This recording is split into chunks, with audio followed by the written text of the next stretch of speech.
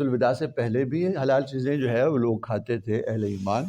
تو یہاں پہ الیوم کا مطلب یہ ہے کہ آج ایسی حلال کر دی گئی کہ اب ان کے اندر کوئی نسخ نہ ہوگا، قیامت تک کے لیے ان کی حلت جو ہے وہ چلے گی، اس کے اندر کوئی حرمت اور تحریم نہ ہوگی.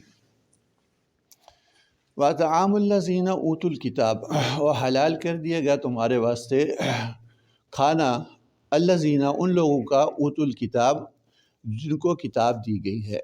وَطَعَامُ الَّذِينَ أُوتُوا الْكِتَابَ حِلٌّ لَكُمْ، اور ان لوگوں کا کھانا جن کو کتاب دی گئی ہے تمہارے لیے حلال ہے. وَطَعَامُكُمْ حِلٌّ لَهُمْ، اور تمہارا کھانا حِلٌّ لَهُمْ ان کے لیے حلال ہے.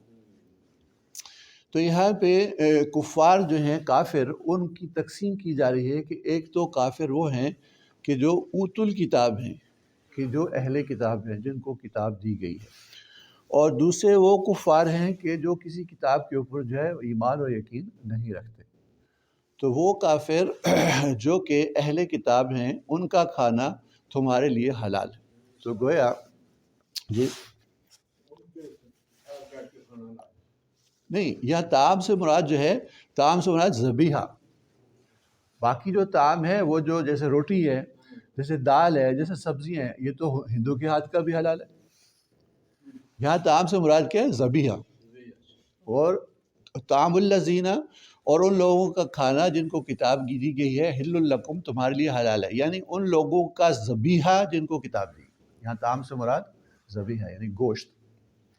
تو اہل کتاب کا جو ذبح کیا ہوا جانور ہے اس کا گوشت تمہارے لیے حلال ہے، یہ فرمایا جا رہا ہے. یہاں طعام کا مطلب کیا ہے؟ ذبیحہ.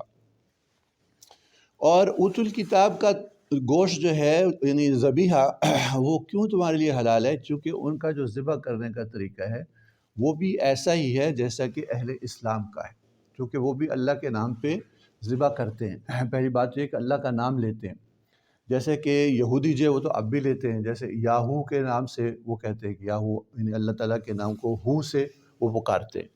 اور پھر جو ہے وہ ذبح کرتے ہوئے اس کا گلا جو ہے وہ کاٹتے ہیں، یعنی اس کی جو 4 رگیں ہیں ان میں سے 3 رگیں یا چاروں جو ہیں وہ کاٹتے ہیں. تو یہ 2 طریقے اگر ان کے اندر ہوں کہ وہ اللہ کا نام بھی لیں اور ذبح بھی کریں تو پھر ان کا طعام یعنی ان کا ذبیحہ تمہارے لیے حلال ہے.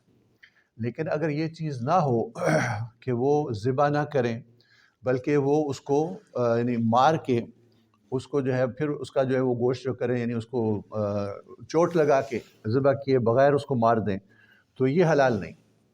کیونکہ ایسا کرنا تو اہل ایمان کے لیے کا جو گوشت ہے وہ بھی ذبیحہ وہ بھی حلال نہیں. کوئی شخص جو ہے وہ مسلمان ہے اب وہ ذبح نہ کرے اور جانور کے سر کے اندر جو ہے زور سے چوٹ مارے جس سے کہ جانور مر جائے، جیسے ہم پہلے پڑھ چکے ہیں. تو اب ایسا جانور جو چوٹ مارنے سے مر جائے یا گر کے مر جائے یہ جو ہے یہ حلال نہیں ہے. تو اہل کتاب کا ذبیحہ اسی صورت میں حلال ہے جب کہ وہ اس کو ذبح بھی کریں، اس کے اوپر اللہ کا نام بھی لیں. اور یہ بھی ضروری بات ہے کہ وہ اوتوا الکتاب ہوں، یعنی وہ کتاب کے اوپر ایمان بھی رکھتے ہوں. کہ بہت سارے عیسائی اور یہودی آج کے دور میں ایسے ہیں جو کہ اللہ ہی کو نہیں مانتے.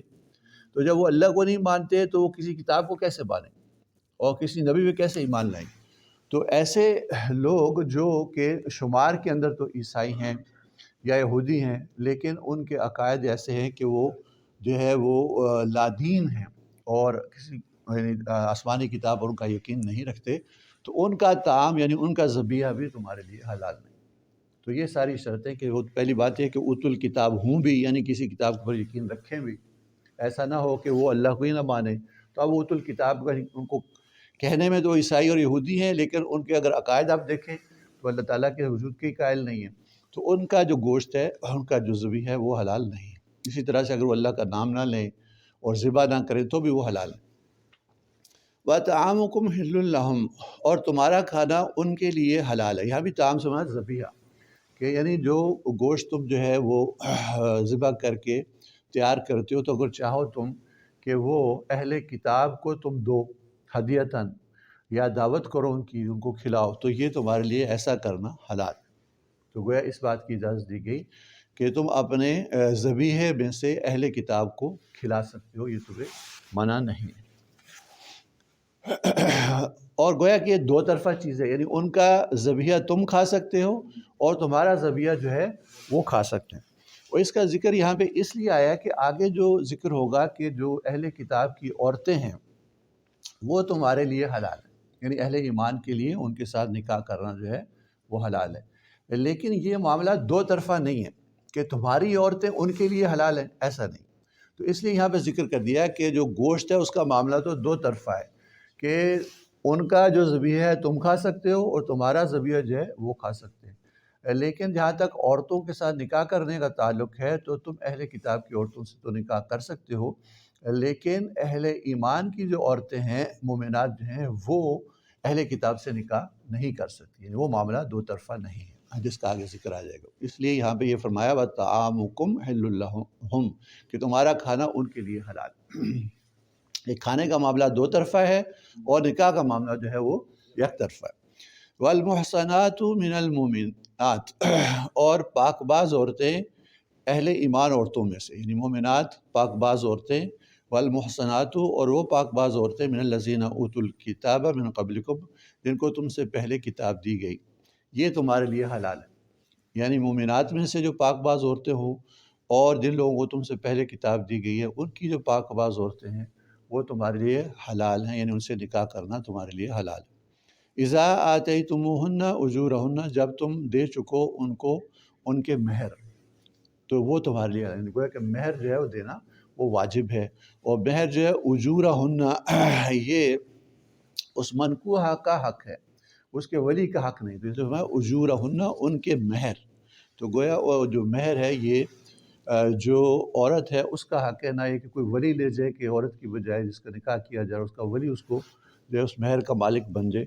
ہاں اگر وہ یعنی خود اس قابل نہیں ہے کہ اس مہر کی جو ہے حفاظت کر سکے تو اس کا ولی جو ہے اس کی حفاظت تو کر سکتا ہے، لیکن جو یہ ملکیت ہے وہ اس عورت ہی کی ہوگی جس کا نکاح کیا جا رہا ہے، اس لیے آتیتموہن اجورہن ان کے اجور یعنی ان کے مہر، تو گویا مہر جو ہے یہ اس عورت کی ملکیت۔ محسنین غیر مصافحین محسنین اس حال میں کہ تم نکاح کے طریقے سے پاک بازی حاصل کرنے والے ہو اور تم حفاظت دینے والے ہو عورتوں کو۔ محسنین کا معنی ہوتا ہے کہ حفاظت کرنا اپنی بھی اور جس سے آپ نکاح کر رہے ہیں اس کی بھی، تو گویا نکاح جو ہے اپنی حفاظت کا بھی ذریعہ ہے، اپنے ایمان کی جو عفت اور حفاظت کا ذریعہ ہے، اور جس عورت کے ساتھ آپ نکاح کر رہے ہیں اس کے ایمان کی حفاظت کا بھی ذریعہ ہے، یعنی تم ان سے نکاح کرنے والے ہو غیر مصافحین، ایسا نہ ہو کہ تم ان کے ساتھ جو ہے وہ شہوت رانی کرنے والوں یعنی زنا کرنے والے، یعنی یہ جو حلت کا بیان کیا جا رہا ہے یہ صرف نکاح کی شکل میں ہے، نکاح کے علاوہ جو باقی طریقے ہیں کہ تم جو ہے